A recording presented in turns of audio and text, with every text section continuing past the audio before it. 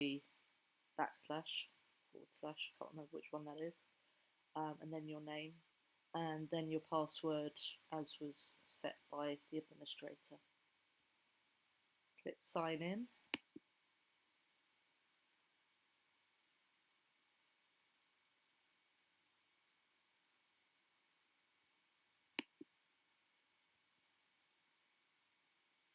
You'll now be taken to the participants page, which lists all of the people and companies that are registered on probench.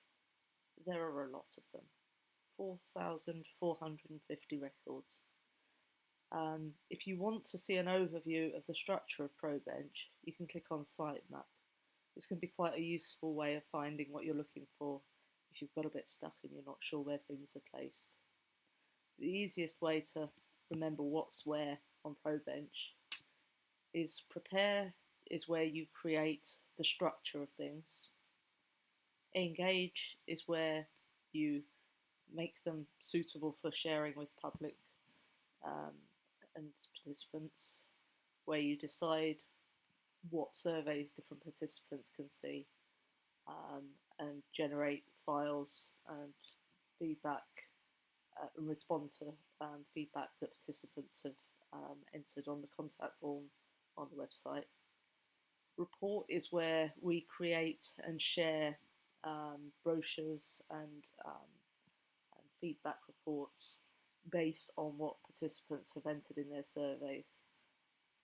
Administer is really just internal things, so it's where we set regions, which we'll look at later, where we configure different elements of the front end of probench, and where we can also deal with handling problems that are around an entry being in the wrong place, or with there being two users where there should just be one. So there's a lot of complicated stuff in there that we rarely have to use. The other section in here is help. This is mostly focused around a few key issues that that we were having trouble with. So we've got the BITC brand guidelines so that you can choose the right colour for your charts and not get into trouble with comms. We've got the agendas from old training sessions. We've also got how to move a question from one template to another, which is quite tricky, but we'll be covering that in a video here as well. So that's the basic outline of what's where. So we'll be moving on next to looking at how to do things in a bit more detail.